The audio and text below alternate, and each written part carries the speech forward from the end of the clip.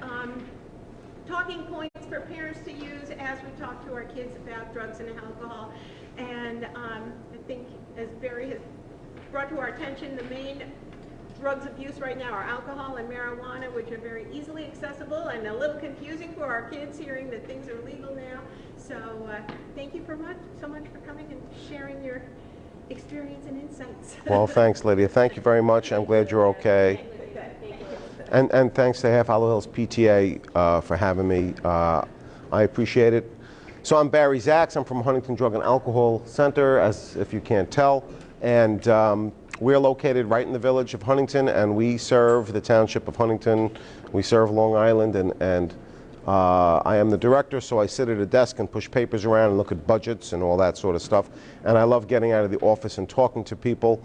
And we do individual counseling and family counseling, group counseling. We're doing some telehealth, but we're wrapping that up because you can't beat looking at people. So what I want to accomplish is a couple things. I want to talk about not only how to talk to youth about drugs and alcohol, but why it's important to talk to youth, what to talk about, and I'm hoping that I can clear up some myths. There's a lot of things in the newspapers and the media that really conflict, and I'm hoping that I can talk some common sense too. So again, there's water, there's refreshments, there's squeezy fish, there's pens. Help yourselves. The fish are not alive. The fish are not alive. This is being live streamed thanks to Huntington Matters Community Forum. So I think they're keeping the camera this way, but if I'm purposely going to make time for questions and discussion. So if you really don't want to be involved because it's live streamed, I'm letting you know. So anyway, I hate PowerPoint. I have no intention of just reading things at you. I have done this PowerPoint before, and I edited it to make it shorter and take out dry analysis, and I really want questions and answers, or sometimes I will tell you I don't know. So I'm in the field since 1998, which somehow is a long time ago, and I have worked in detox, rehab, outpatient, child and adolescent mental health, and I have learned a lot from trainings, and I have a lot of letters after my name, and I read journals and papers, but I've learned more from the patients and the clients than that stuff. And so on the PowerPoint slides, there'll be a lot of facts and things, and if it's not from my agency, where they've given me PowerPoint material and I chopped it down, it's attributed, you know, it's been sourced, it's been checked out. Please feel free to contact me or question me on any of it, and I can back it all up because I checked it all out. I don't want to just find something on the internet that I think I agree with, so I'll put it up there, you know. So anyway, we don't only do counseling, but we do education. We also have prevention staff in 7 school districts doing curricula for kids. And what we're learning is that the younger you talk to youth, the more measurable prevention outcomes are. I'll talk about that and try to keep it as least intellectual as I can. We're up against a lot of things. I'm going to talk to you about drugs and alcohol, and you see the headlines and you read the papers, and it's very depressing and distressing. I was talking to one of my staff members the other day, and the challenge for someone working in the field is keeping our own attitudes positive and upbeat and hopeful, and I've always been able to do that. So I really have a passion for this. I really believe in everything I'm about to tell you, and bless you. And the first thing I will tell you is I don't know it all. But here's what I do know. We are up against a lot of things. We're up against brain chemistry, and there are a lot of speakers out there right now who do a lot of talking about neurology and biochemistry. So another thing I want to say is I try to stay in my lane. I'm not a neurologist, I'm not a physician, I'm not a PhD, but I touch on all that sort of stuff because I have to for my job. And so I work with people in the field and have learned a lot from them, but I'm not qualified to really veer too much out of my lane. But we are up against brain chemistry, and very simply, drugs and alcohol really do hijack the brain in a certain way. And these are just some chemicals that are naturally found in the brain. Dopamine is the one really that that is the pleasure and reward, and you know, there's a lot of minimizing of drug addiction in a certain way because people talk about shopaholics and all sorts of aholics. And the truth is the chemicals, drugs that I'll talk about, and alcohol, which is of course a big drug, really hijack the brain significantly. In terms of this dopamine level, there we go.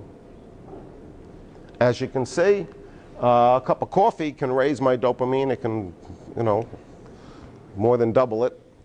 But when we're talking about alcohol, heroin, opiates, hard drugs, the amount of the chemicals released that cause pleasure in the brain is outrageously. It's orders of magnitude above going shopping. And I don't want to minimize people who have shopping problems. But we're really talking about what used to be called chemical dependency. Now it's called substance use disorder. 5 years from now, it might be called something else. But it's really very much a biochemical hijacking. So it's the hobby of the family members and the community to make sense, to make rational sense out of something that's much more powerful than rational sense. I know when I was a kid, I used to take my mom's cigarettes and hide them because smoking is bad. I learned it in school. You know, and then as an adult, years later, here I am smoking 2 packs a day, you know. So this defies rationality, you know. All young kids say, oh, I'll never use drugs. I don't understand. How could they do that, you know? So we're dealing with something really powerful. And there is a very biochemical reason it's so powerful. But I want to tell you something. All these lectures and things you're reading about the paper about this being a brain disease and the dispensing of pills and potions to deal with it, it's very reductionistic. There's a lot more to addiction than just brain chemistry and chemicals that hijack the brain. We're up against a lot of things. We're up against a family culture. You know, when I was new in the field, I had to learn that not everybody comes from the same place that I come from. And sometimes alcohol, drug use, dealing with feelings in certain ways, relationships, there's a family culture that gets ingrained and passed on from generation to generation. We are up against community norms, and every community is different. Has anybody walked down New York Avenue in Huntington lately, or Main Street? I have, and I smell pot everywhere. And if you've been to Manhattan lately, the island of Manhattan has become riddled with the stench. And so we're up against community norms too. We are up against business and politics, which are, of course, interrelated. We're up against a lot of industry and a lot of money.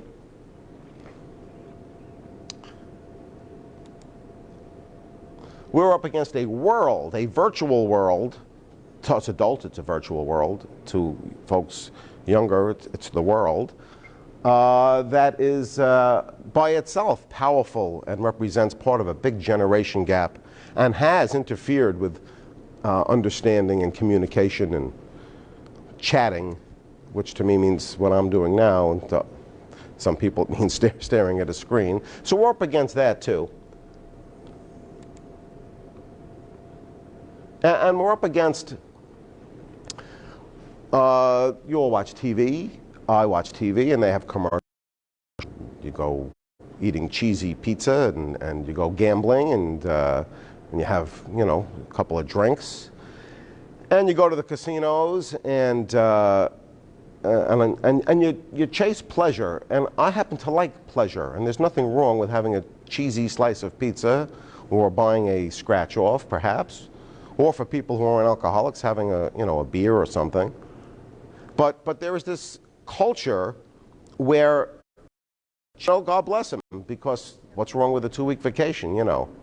But that's no way to live there. And I think the pursuit of pleasure is a big part of cultural norms here and elsewhere. And I was missing a TV slide. But anyway, so basically that's what we're up against. We're up against brain chemistry. We're up against individuals who are invested in their relationship with drugs and alcohol. We're up against the family, the community, the internet, the media, and we're up against the psychology of chasing pleasure. Okay, but why do some people become addicted and some people don't? Why do some people take a drink and put it down and forget the drink is there, and other people pick up a drink and 20 years later they're not letting go of it, you know? And so there's an age-old argument, nature versus nurture. And we could sit here and talk about nature versus nurture. What we know so far is that both nature and nurture come into play. We know this runs in families. We know genetically there are certain groups that have high predispositions toward this. We know that environmental factors come into play. And there's been a lot of studies. But nature and nurture can be argued about and discussed forever. One thing we know for sure is that the age of the onset of use has a lot to do with whether or not people can become addicted. And this is why we're going to talk to youth about drugs and why should we do it and how should we do it. And apparently, no matter how many disagreements there are in science and the literature, there is agreement that the earlier someone starts using, given the developing nature of brain chemistry, the more likely they are, you know, to develop problems with alcohol and drugs. Now, I've met 40-year-olds who never had a problem, and at 40 they are instant alcoholics, so there's exceptions to everything I'm saying. But in general, this is very backed up, and that's the nature of some of the work we do with prevention.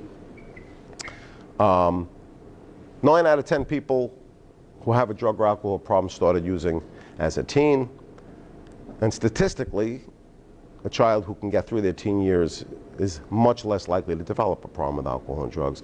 So a lot of what we try to do with youth in schools and in counseling is try to work to delay the onset where they're going to start experiment. Because statistically, that produces better outcomes. And given what we've learned about brain chemistry, we talk about dopamine. Youth release a lot more dopamine. They get a lot more pleasure out of things than we do, if some of you older folks haven't noticed.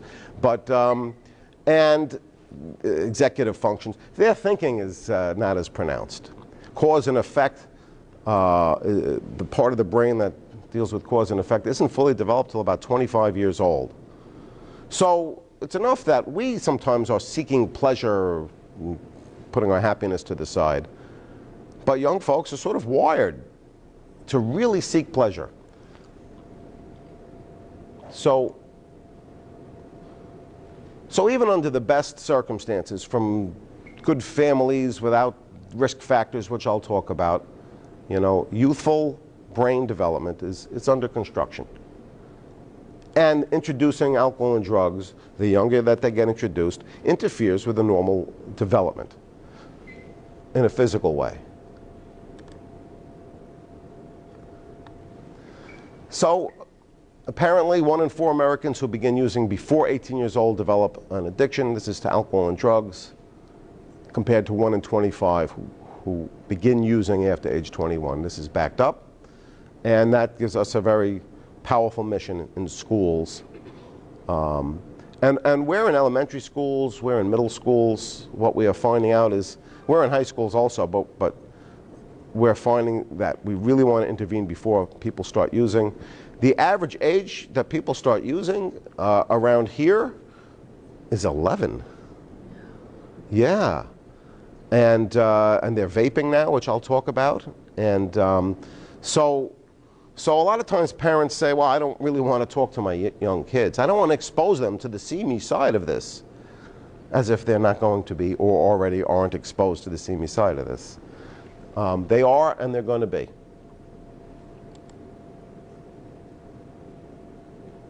So there are risk factors. This is science of prevention. Friends who use drugs, absence of healthy recreational leisure interests, lack of monitoring, or on the other side, excessive discipline. You know, it's walking a tightrope, of course, having kids. We don't want to be overprotective. We don't want to let them run wild, given what we know about. I will say this, the world is full of malevolence. The world is full of drugs and alcohol, and it does not serve us to pretend that it's not. So what we need to do is prepare people, because they're going to face that, you know. To be fair, I don't have children on drugs, but I was a child on drugs. So I'm coming from that angle, which gives me some experience. This I'll fly through because I'd rather talk than just read at people. But there are parenting styles that interfere with healthy child development, which is related to their brain chemistry, being inconsistent. Severely negative influences are really forms of abuse and neglect. And it's very easy to look at people who are in the streets, let's say, shooting heroin and drinking alcohol. Oh, they must be from an abusive family and all that.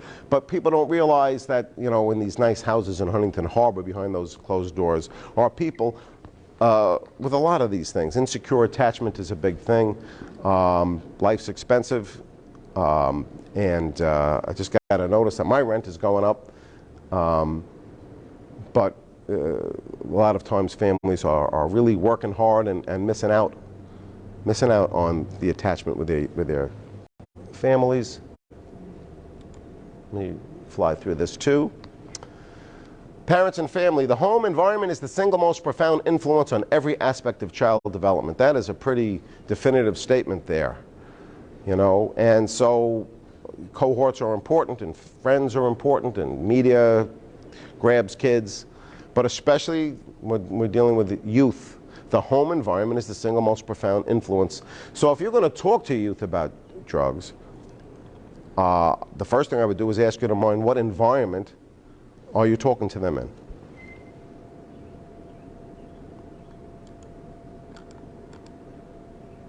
Did that work? So social networking, obviously kids are staring at their phones all day. I'm staring at my phone half the day, but the kids are on another order of magnitude. So at least I know this is novel. It's not normal, but when you grow up with this, it's very normal. So I'm not going to demolish social media because it can be very useful, of course, but social networking removes parents from interactions with the child. So what that means is the environment, if we're going to talk to youth about drugs and alcohol in an effective way, means placing limits and restrictions and making sure that we have face time and not just screen time. You might say it's easy for me to say, and it is easy for me to say, but the reason it's easy for me to say is because it's true. So here's bars and graphs and numbers and stats that show in a scientific way that, at least for youth, parents significantly have the most influence whether or not children will eventually drink. Because the parent bars are much higher and full of dark colors. Okay. Permissiveness at home affects adolescent choices more than peer pressure, and permissiveness relates to alcohol and drugs. So, kids grow up in a house and they're being told, someone asked a question when I did this presentation, well, why don't we point out that for youth it's illegal to drink and smoke pot and all that. And when I was a kid, my thought process faced with that, as well as jaywalking is illegal also, So it's really difficult, but I want parents to look at what their attitudes are about alcohol and drugs, because the kids know what your attitudes are about them. And it's much more effective to talk to kids with your own good attitudes. Kids who learn about the risks of substance use, which I'm going to talk about, from their parents are up to 50% less likely to misuse substances. That seemed Pollyanna to me. It seemed extreme. So I went on my friend Google and I checked it out. And sure enough, I have found multiple sources that say that 50% is a valid number. That's really amazing. That should make people feel hopeful, especially if you have young children. Okay. So here's some nitty-gritty stuff. Here is the drug of choice for everybody. The biggest drug problem in this country, whether you're a youth or an adult, is alcohol.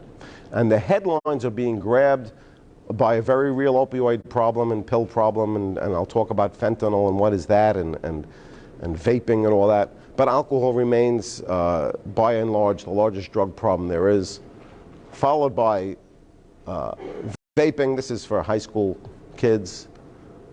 And up and coming quickly is, of course, marijuana. But I'm saying this because people tend to minimize alcohol. At least they're just using alcohol. Something I want to say is the words "at least," whenever someone starts a sentence to me with the words, at least, what I'm hearing is the language of resignation. You know, at least it could be worse. And you know, that doesn't mean that that's not true, but we try to offer people something more than living in resignation, whether someone's addicted to alcohol or drugs. And of course, we do a lot of counseling for the family members too, and try to pull them out of resignation. Well, he's smoking pot, but at least he's not using heroin. I'd rather someone smoke pot than use heroin, at least in the moment. But there's, you know, that's not the only two choices. And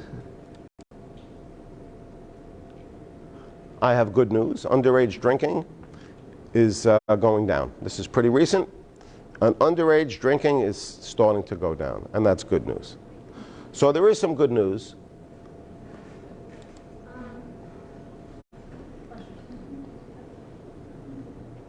Go ahead. 2021 was the middle of the pandemic. Yes, it was. Everybody was home. Yes, it was. That's the latest. It's the latest I can find about underage drinking levels. But don't worry, I will supplement the good news with some other news. Okay. You know, but that's the latest science. You know, binge drinking, you know, is a problem. You know, people have the great debate about alcoholics being someone who drinks every day or has to drink when they come home from work. I think people could drink once a month and be an alcoholic if it's affecting their life in a certain way. To me, what addiction is, it's a relationship. It's a relationship with an alcohol or a substance. It's nothing more than that, and it's nothing less than that. So all the arguments about how much someone drinks, how often someone drinks, it sort of sidetracks. It's how it affects someone's life. And believe me, progressively it becomes the biggest relationship, you know. Yes, you're bursting my balloon. I'll get there. Yes, substance use is like a balloon. You squeeze it there and it blows up there. Yeah, you're onto it. I'll get there.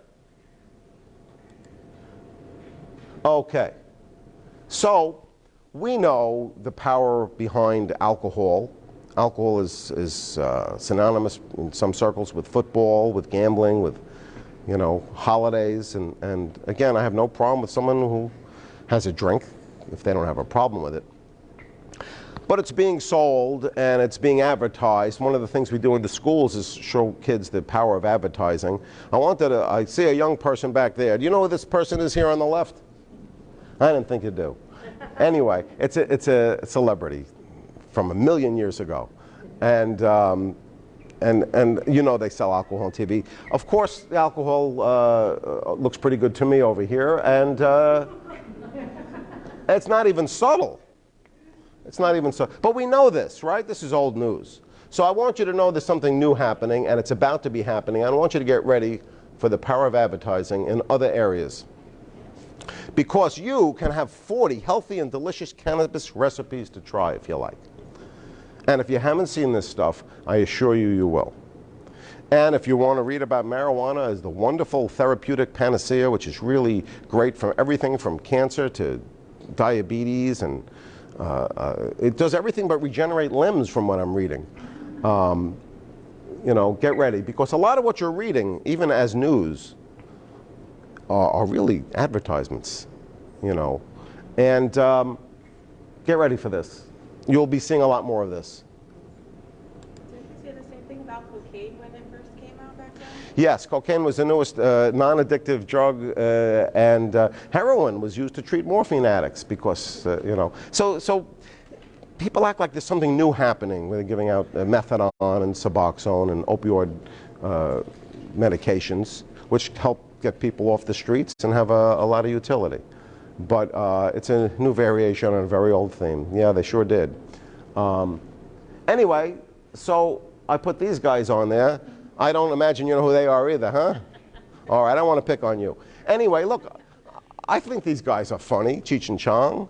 I like Dave Chappelle. I mean, the idea of using humor with addiction goes way back. If you remember, you know, W.C. Fields, I'm going way back. You know, Foster Brooks, Dave Chappelle, Seth Rogen, right? I mean, I laugh at that stuff. It's very funny. But I'll tell you what's not funny. What's not funny is that the marijuana maybe some people here were exposed to in the 70s, 80s, and 90s is not the marijuana that is out there today. That is not the stuff that I smell when I walk down New York Avenue in Huntington or anywhere in Manhattan. Or I'm driving and I'm smelling it all over. What we're smelling now is very powerful, genetically strains of healthy and delicious. That the THC levels are orders of magnitude, concentrated levels of psychoactive ingredients than I've ever experienced. So the old adage, oh, it's just pot, it's just pot. It's not the pot that maybe some of you have been familiar with. And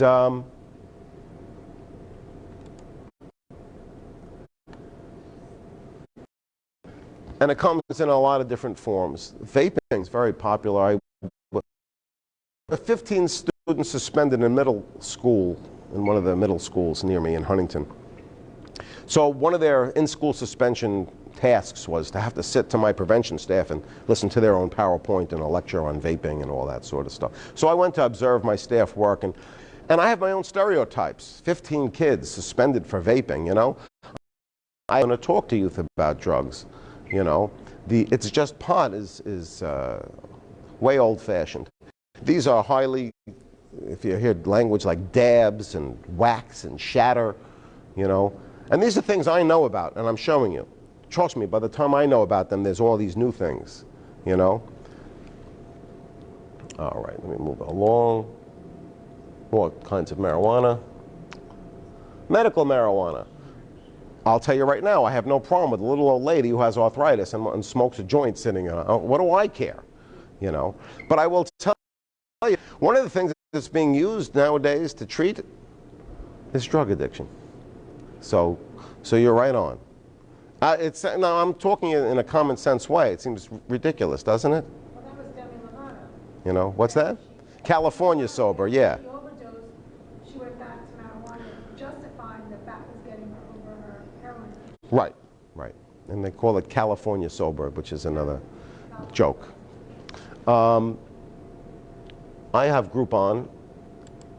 On my Groupon, this is from one of my emails. I use Groupon because they have like restaurants and you know, movie tickets, and it's entertainment. I'm getting Groupon ads almost every day to get medical marijuana card discounts. I mean, again, it's transparent. What's happening is not the little old lady with arthritis who's smoking a joint, or the kid who hurts his leg playing football, getting some sort of non-smokable marijuana. What's happening is that this is being dispensed, and geez, discounts are being sold with restaurant coupons. So I'm saying this because I want you to understand what we're up against, because kids see this stuff and it makes it very legitimate. So, marijuana actually has some very severe effects on many people, and not everybody. But for many people, and with people with developing brain chemistry, the effects can be more pronounced and more severe. Severe anxiety. Marijuana is very bad for anxiety, and people say, oh, I'm smoking it because I feel anxious.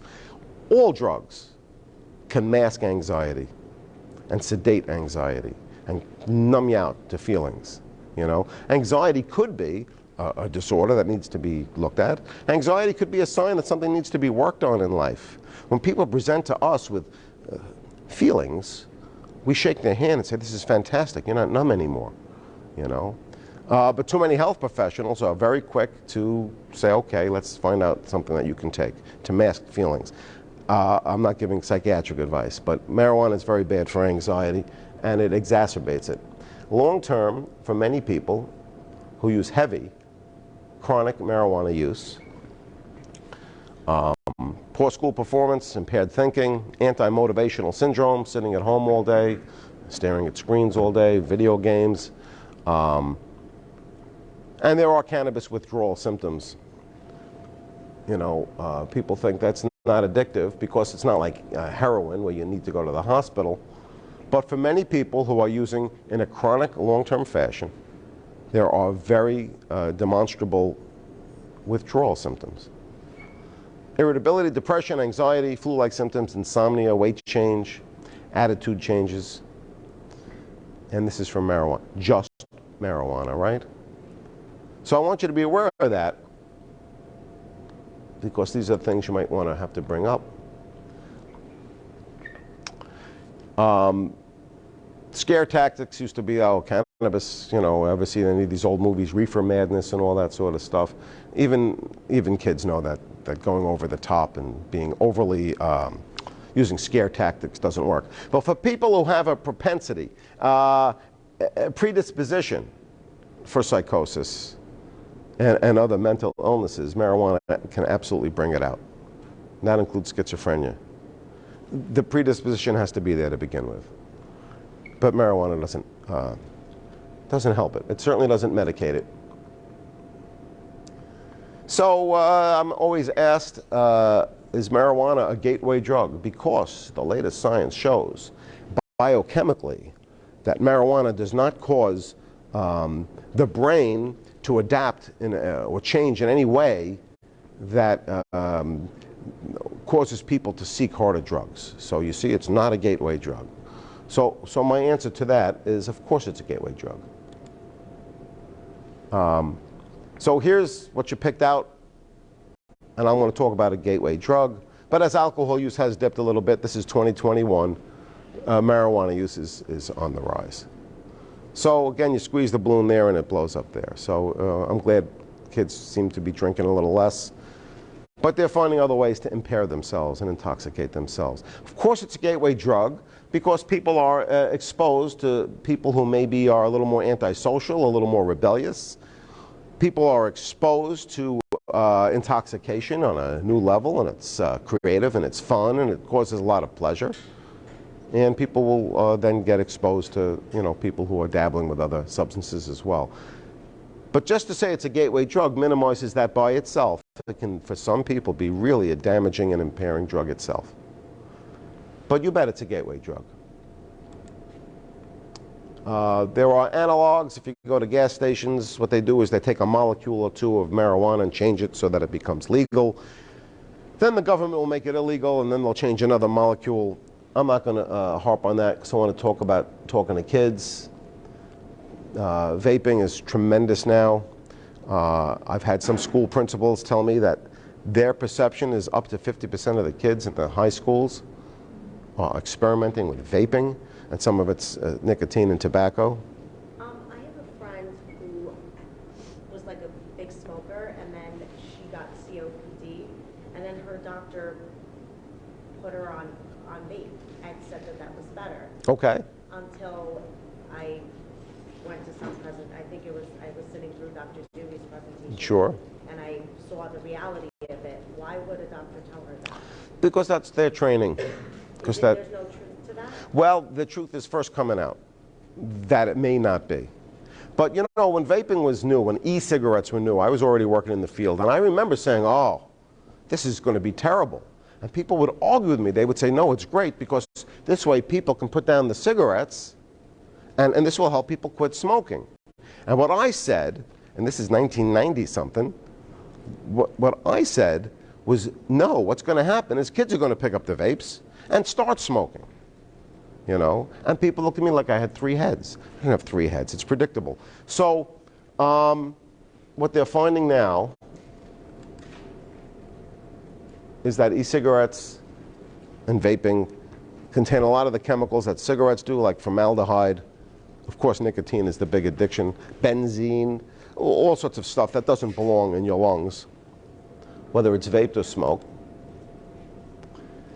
And that the studies coming out now are finding that the impact on the lungs are very similar to traditional cigarettes. At first, it was thought that that was a healthy way to stop smoking. And quite frankly, if someone wants to put down the cigarettes, pick up the vapes on their way to giving it up, and that's helpful, I will support that.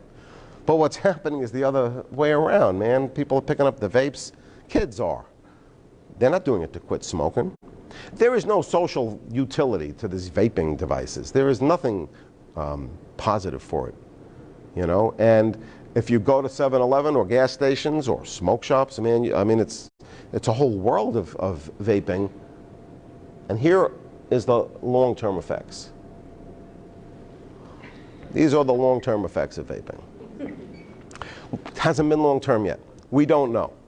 So basically youth who are picking up vapes and vaping, whether it's nicotine or marijuana or both, are the guinea pigs. It's a great experiment going on. So we'll get back to you and let you know what the long-term effects are. How do teens get vapes? I want you to know, if you're going to talk about vapes, that they're really getting from friends. You know, and this internet thing is way beyond what I have learned about Instagram and Snapchat. People are getting drugs and vape products, and they're getting it delivered, and they're using Visa gift cards, and you know, imagine if all that creativity went into, you know, adolescent development. All right. So vaping seems to be leveling off. This is as of 2020, so now that the world is back and reopened, I don't know. But it looks like vaping is holding steady at a high rate, about 1/3 of older youth who never smoked a cigarette and now are getting turned on to nicotine. I want to get rid of the drug stuff and talk about youth and how to talk to them, but I want you to know that there's another big addiction, and that is prescription pills, and you read about it in the newspapers, and there are stimulants. In colleges, they use Adderall to study. When I was a kid, we had caffeine pills and other uppers too. So it's still out there, amphetamines, and there's painkillers, cough medicine, sedatives, sleep aids, that exist for a reason when prescribed by an informed physician and taken as prescribed. But they're out there recreationally, and kids are getting them from friends. Stimulants, you know, they're used for people who are often diagnosed with ADHD. I'm not a psychiatrist. I've treated a lot of people and overseen the treatment of a lot of people. So I'm not qualified to say that they are specifically overprescribed, but I can tell you they seem to be overprescribed. And I say that because a lot of times when people get into recovery, they find they really no longer need that sort of stuff. So that makes me question the original diagnosis to begin with, you know. And you know, a youth can be in school and they could be inattentive or acting out or defiant, or they get labeled, they get diagnosed, they get pills. Almost, well, I shouldn't say never, but rarely does somebody say, well, what's going on at home? You know? And that's the difference between a lot of helping professionals and addiction professionals. Painkillers are in the news because, like heroin, these are opioids that are being mixed with fentanyl in the street, which is a synthetic opioid. And anxiety, and of course this is the age of anxiety. Everybody's got anxiety, everybody's got a stressful job, and some people have generalized anxiety disorders and need some professional help and need medications for it. But again, anxiety can be a great tool for a clinician to work with. And these classes of drugs, which are benzodiazepine sedatives, Xanax, Klonopin, really are very powerful, powerful sedatives. So what people are doing with anxiety, more than dealing with issues and working through feelings, is just plain old sedating it. And you take youth with developing brain chemistry, this stuff really has no business in their system.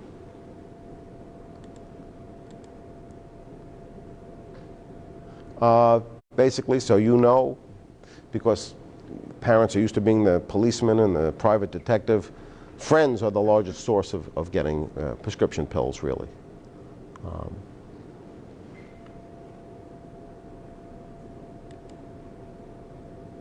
Fentanyl's in the news because a lot of these overdoses are being caused because it's cheap, it's a synthetic opioid, it's very powerful, it's a great painkiller, it's supposed to be used in hospitals for people with cancer and all sorts of chronic and terrible pain, acute pain actually. But most of these overdoses, these opioid overdoses, I've spoken to the medical examiners of Nassau and Suffolk, and they've told me that between 75 and 90% of these opioid overdoses are people using opioids mixed with other drugs, cocaine, alcohol, Xanax, you know, that the stereotypical idea that it's little Johnny who you know, hurt his leg and now is taking pills and now he's overdosed, that has happened. But that is not driving the headlines. That is not the large majority. Large majority, it's being driven by drug addiction. And again, you squeeze a balloon there, it opens up there. So the problem is not any one substance. So the idea that at least they're not using this, they're just smoking pot or just drinking, that's why it doesn't make sense. Because that is what is driving overdoses. Okay. You can ask. So we hear a lot about fentanyl and, you know, it being masked in gummies and candy. Yeah. And relabeled with all these things. But if you think about it, if this drug is being sold, wouldn't the person that's selling it want the money for the drug? Are drug dealers really like putting it out there just for the purposes of? They're using it to mix. They don't really want. You don't want. It's bad business to have your customers dead, but it's really, really inexpensive. So you can really reduce your overhead by cutting your drugs with fentanyl, and still the drugs are effective. So here is how upsetting and powerful addiction can be. When people hear about overdoses, someone uses a certain brand of heroin or certain pills, and it turns out they're cut with fentanyl. Certain people who are addicted will seek out those drugs so they can use just a little less than the person who overdosed. I mean, it's crazy, but it's basically a reduction of overhead. They don't want people dying from it, you know, but they want to sell a drug for the same price that costs them much less.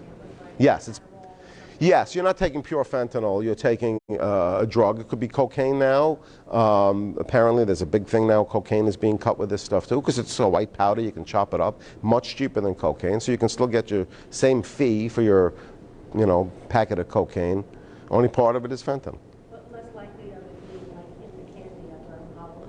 Yeah, listen, that's happened. It's in the newspapers, but I suspect some of that is a little overblown. It's certainly sells papers. It's scary, but I don't know many kids who've come into contact with fentanyl from candy. There's no real benefit to cutting candy with it. The candy manufacturers aren't that desperate. So from my experience, it's certainly not widespread or common. We just see the kids that are like possibly, I would say overdosing, like whether hallucinating or whatever through drugs that they're getting from some, you know, random source, and it's a concoction of things that they don't know how it's going to, you know, work out. So they could be putting opioids, they could be putting in cocaine. It's a mixture. And we're seeing kids like vaping with no idea they got a pot for the first time, and they're all of a sudden hallucinating them all. And it's usually where they got it from is I got it from a friend of a friend of a friend. And it creates like a, if it was a good high, it was a good thing to do, it was back. And that's what, you know, we're seeing more. So there's more than Yes. they'll take dirt off the road, you know, and mix it, but the tiniest bit of fentanyl in it, and it's creating what, you know, maybe a pill might be. It's pretty scary, but I think there are some features of urban legends with the candy idea. Not that it maybe hasn't happened. Candy, I mean, But- they're overdosing from gummies. Yeah, but that's because those are THC gummies, and yeah, But not, not Skittles. no. So that was a good question. Kratom, if you go into gas stations, you can see all these bizarre things that are from another planet. I don't know who's buying these. But if you go on the web, it'll tell you how wonderful all these drugs are to get high from and all that. And this is a legal drug. Has anyone been to a smoke shop lately? I went into a smoke shop, this is a few months ago. I wanted to buy eggs or milk or something. And I remember as a kid, I'd go in a smoke shop, I used to buy my cigarettes there. They had newspapers, they had eggs, they had milk. Well, again, I'm living in the past. I walk in and I thought I was on another planet. There were these bizarre, I don't even know what these things were. And they were all these new legal powders and potions and pills. And Shop I went into had nothing but. yeah, well, there were no eggs. I didn't come out with Wasn't eggs. for me, I'm just saying. I believe you. So you know, it's important, it's definitely important to talk to youth about this. You have no choice because they're going to be spoken to about this by their friends and by their internet and by their television set. So why wouldn't you, knowing that if they're young, that you have the most influence, why wouldn't you want to branch the subject? And maybe because it's scary, maybe because it requires you to look at your own attitudes toward it. But it's really, really important. And I've had people say, well, you know, I don't want my kids to think I don't trust them. And they say, oh, you don't trust me. And my answer to them, given what's happening out there, is that it's not that I don't trust you. It's that I trust what's happening out there. I trust that this is everywhere, that it's powerful, fatal, and it really interferes with people living their best lives. And I trust that. And I trust that you will be exposed to this. And I'll tell you what, you should trust that.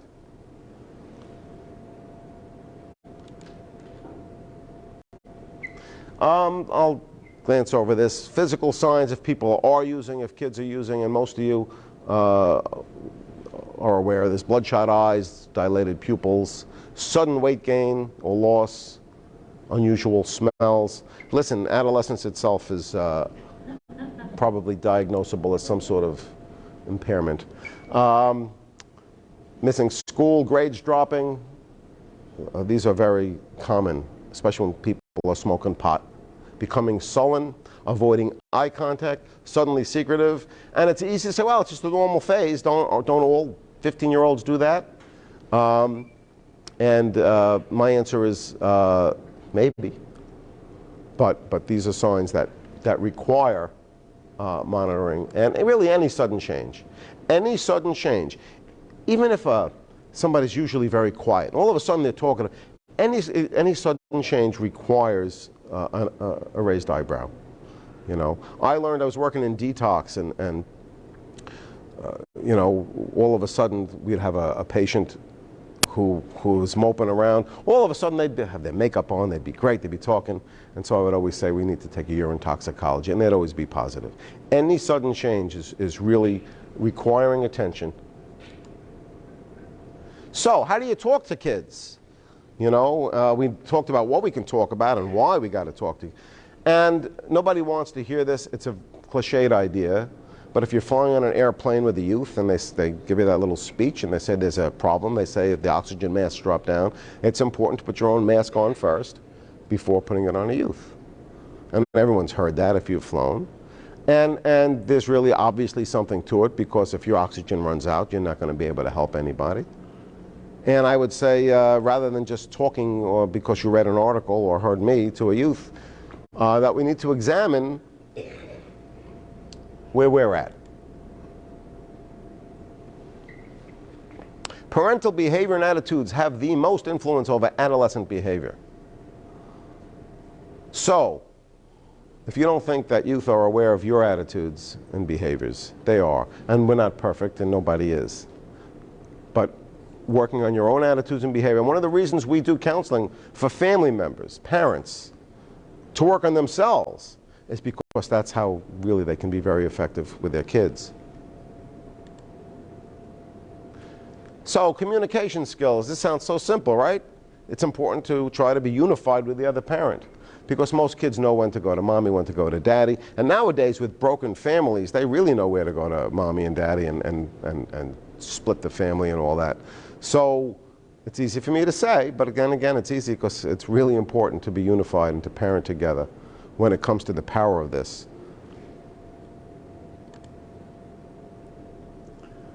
What did I highlight? Remind teen of your support. There's a lot of blowback on tough love. It's considered really old-fashioned and bad, tough love.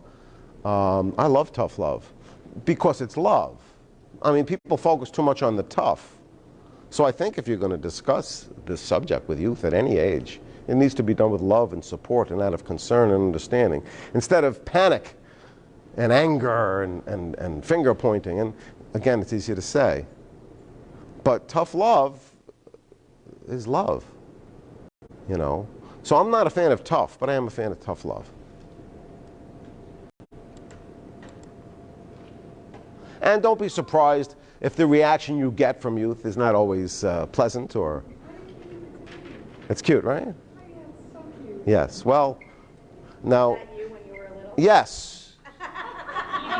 That was me. That was me when I was 17. I had an older body, but that was my attitude. Get the hell out of my face. So it's hard not to take that personally, isn't it? Talking points with youth. Avoid sensationalizing. Look, they used to do that in schools. They used to get police, they still do some of it, but they used to get police officers in schools who would show pictures of car crashes, you know, and this will happen to you if you use, you know, heroin or, and look, kids know that's sensationalizing, and that stuff does happen, but mostly it happens to someone else. Statistically, it does, and kids know that too. So coming, pontificating from the mountain and being over sensation, it's not a good tactic.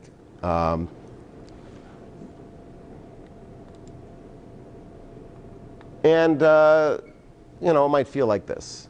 Sometimes family members need support, and we're really big on trying to send family members to self-help groups like Al-Anon or professional help like we give, because it's very frustrating talking to people who can't hear you, trying to keep yourself cool and calm and loving, not just tough.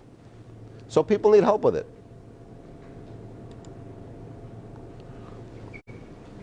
Stick to the facts. I've tried to give you some facts here, and I am going to follow up with a little, that's why I want your emails, a little follow-up. Because if you're sticking to facts and things that are knowable and we can check out, it's better than the panicky emotional action. Your child will form attitudes about drug use from what they see at home, among their friends, and in the media. What you can control is what they see at home.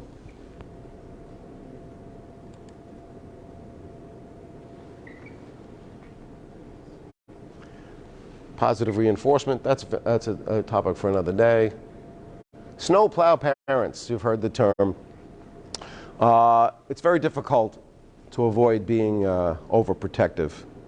And what we're seeing a lot lately at Huntington Drug and Alcohol Counseling Center when we get kids is family members, and it's not just kids, it's adults too, who mean well, who are trying to protect people from feelings like anxiety and depression and you know, meaning well is not enough when we're dealing with this. We want people to learn and grow and feel feelings. And sometimes what we have to do as professionals is sort of undo some of these attitudes people learn at home.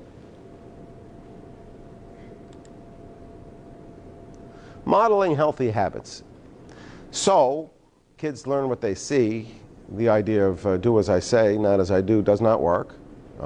Some of you have grown up that way. So I think this is funny. I saw this and I pulled it because I learned art from watching you, Mom, as if it's talking about something terrible. So let me ask you this. How many of you folks, as a kid, did art, drew or painted? Raise your hand. And how many of you still do? Keep your hand up. All right, so a couple of people. How many of you had pets as a kid?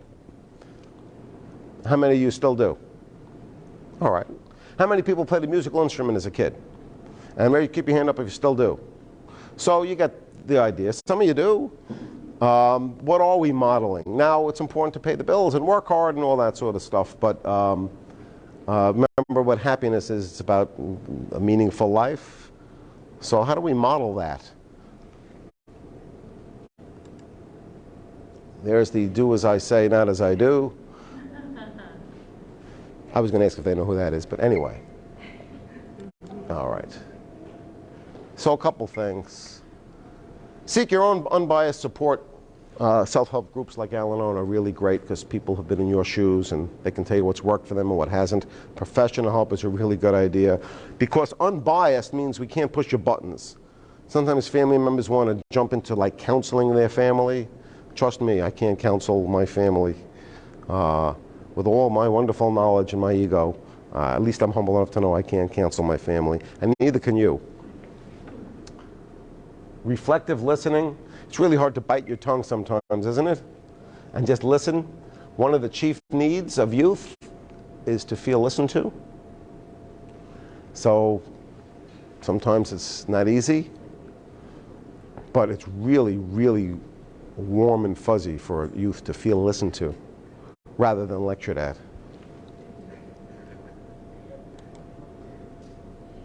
So what do we do in treatment with people who are using alcohol and drugs or family members? And one of the reasons I'm getting rid of the telehealth and bringing the groups back, we already see individuals in person, is because connection really seems to be at the heart of what they call spirituality.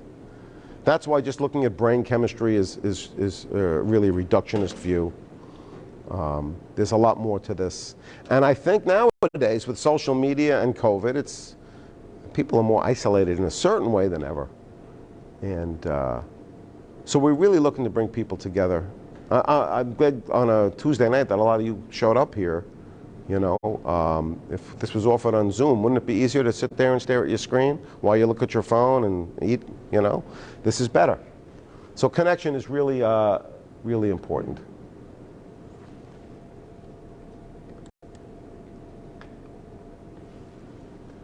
Outside help, it's hard to ask for help, especially before you're in a great deal of pain. But given what I've learned about the power of alcohol and drugs and what is out there and what is happening, who doesn't need some help with this? This is in every family of every person I've ever met. Maybe one day I'll meet someone where it's not in their family. I haven't met them yet. And so part of modeling can be modeling, reaching out for help. You know, it's very healthy to tell a youth, I don't know.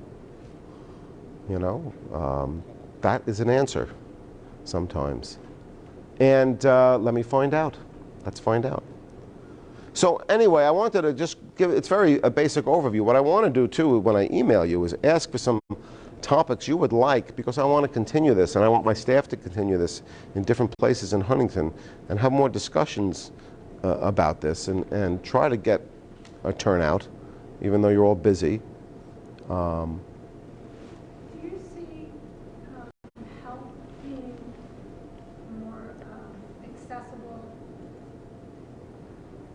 Like back in the day, you used to be able to commit a lot, you used to be able to, you know, put your kid and get him into rehab very easily and all that. Do you see that like kind of coming back? Do you see other programs in hospitals?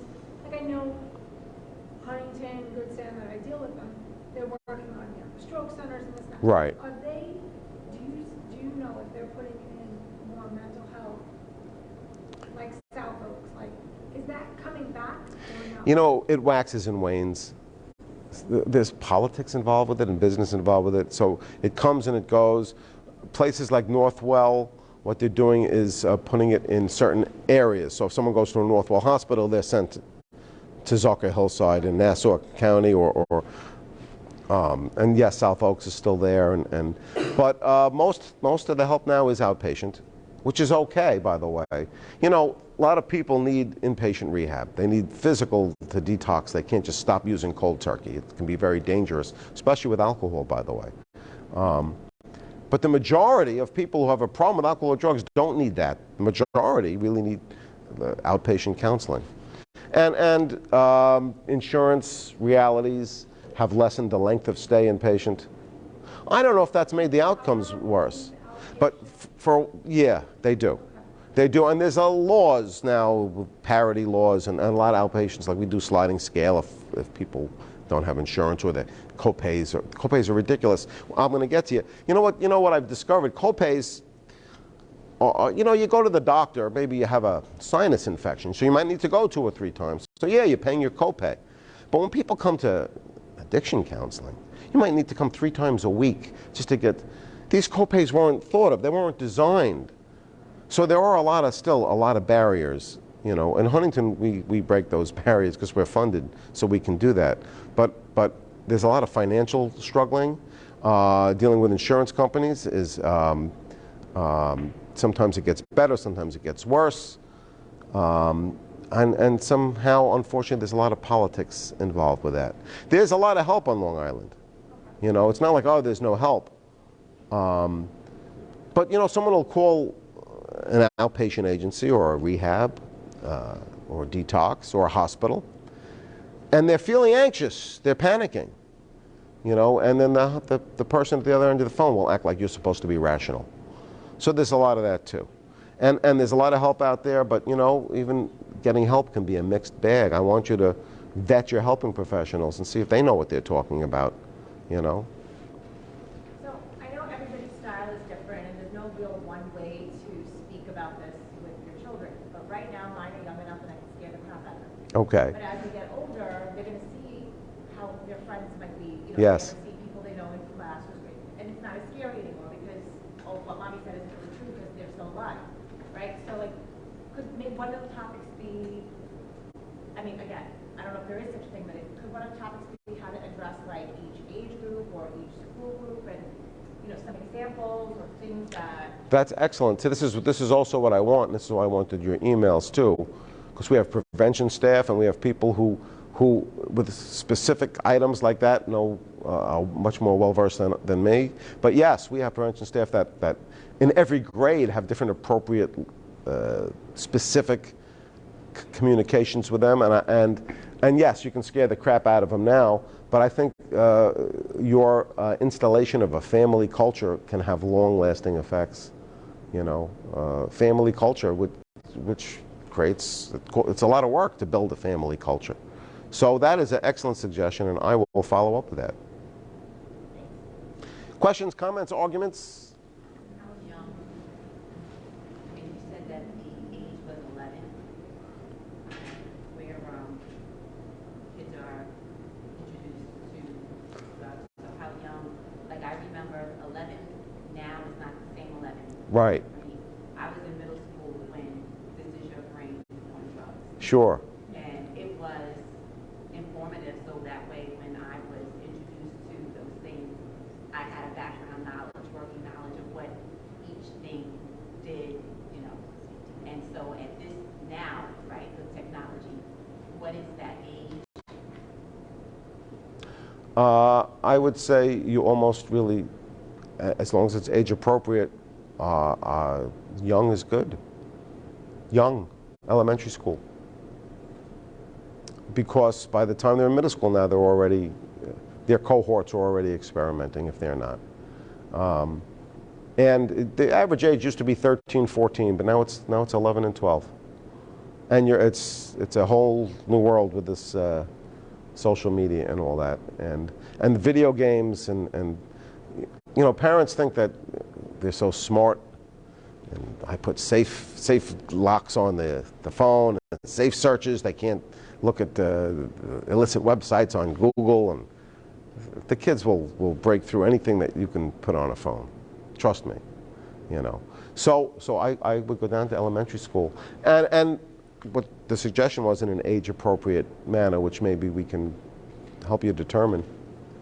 But I don't think there's such a thing as too young, as long because they see the headlines, they hear about it on TV, the radio's on in the car. Hi, I'm actually a pediatrician for the White Medical System, and they start young. I had a patient last week who, she's 12 now, her mom caught her vaping, and the mom thought it was like the first time, wanted her drug tested, all this stuff, and then when I spoke to her privately, she started at 10. And she got it from her friends. And, I explained to her, you don't know what's in there, you don't know, and honestly, we did the drug screen and it didn't have anything actually in it, but she thought she was vaping marijuana. Oh. It starts very, very young. Yeah, don't kid yourselves about that, and thank you for sharing that. We worked, when I was at South Oaks, working in a pediatrician's office. We were able to put a social worker who did child and adolescent mental health, and we screened. This pediatrician did screenings for anxiety and depression, and what we were looking for really, besides just under the aegis of mental health, was risk factors for people who might look to pick up alcohol and drugs. And so, there's lots of age-appropriate ways, but I'm not surprised. I'm not surprised to hear that. I brought my kids with me, and my motto is either pay now or pay later. Yeah. And that's on very aspects of life. And having that conversation with my kids about from everything is like, let's have this conversation. If you're asking for expensive things, iPad, MacBook,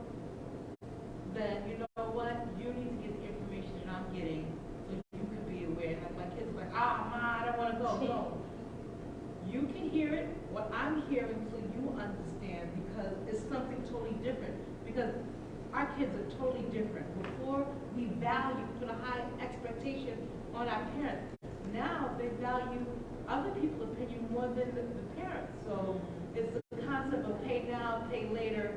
And I know for my kids, it's like, look, let's deal with the issue now. So when you're out on your own, you're going to hear my little voice in the back of your head. Don't do it. Good for you.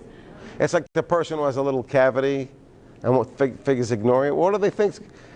What they think's going to happen? But it's the same. It's the same thing. And I will tell you that nobody's going to get away with this. People have a hobby of avoiding this because they figure that somehow they will get away with it, and they will pay. My experience in treatment is that nobody really gets away with this by ignoring it. So good for you. I like what you shared. June? So I come from a family of addicts, both sides, multiple generations, all the way back, like bad. I lost my sister to a heroin overdose in 1997. I'm breaking the chain. I was an addict in high school too. I was an alcoholic, and I actually smoked so much pot that when I stopped, I couldn't feel my legs for 2 weeks. They were totally numb. So when you talk about the withdrawal, that's there. That was the last time I ever did that. So I have 2 boys. So, I mean, there's no roadmap for me. Right. Right? So this is new. So what I did was we would come home from family occasions and I'd be like, they would ask questions or point out certain behaviors that were different in their family members, and we would have a conversation about it. They're acting like this because of this substance, this drink, this is a choice, and we are unfortunately genetically linked to this, and you have to know that as soon as that touches your lips, your brain's going to light up like 4th of July, and you're going to love it. So we got to not do that, and we just do it over and over and over again.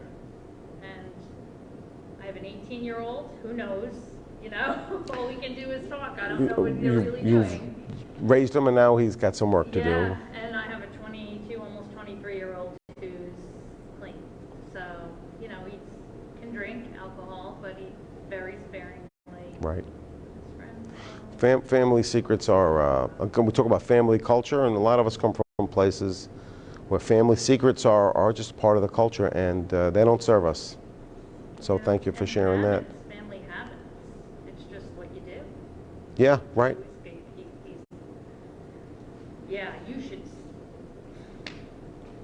see the alcohol table when my father died, and all of a sudden I was like, what are you guys doing? It was like just everywhere. Yeah.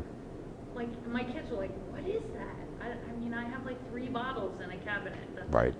That's our liquor cabinet. But, you gotta talk about it. Yeah, you do. Pay now or pay later, right? Yeah.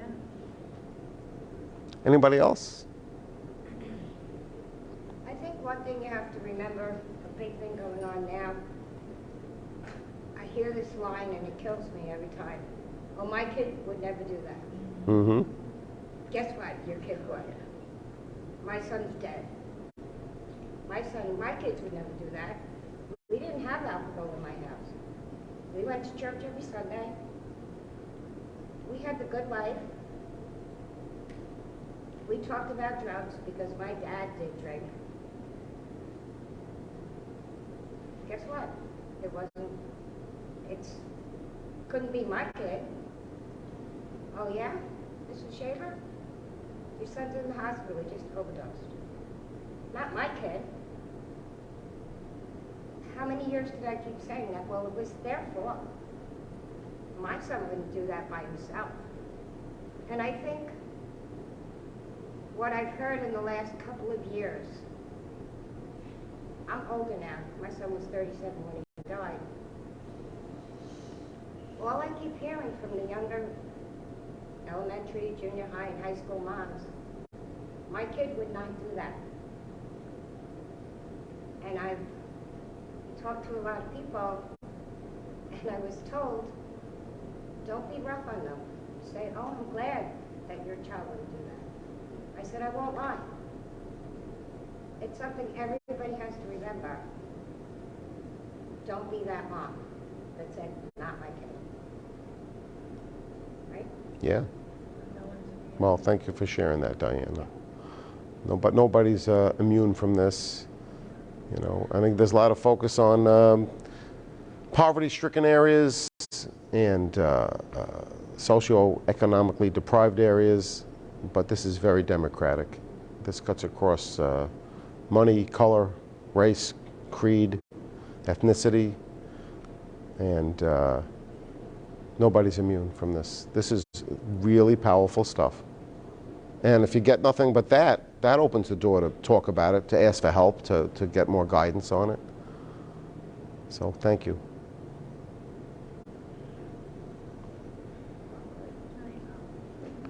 Well, that was a sad note to end on. Sorry. Take squeezy fish. Squeeze them. You'll feel good.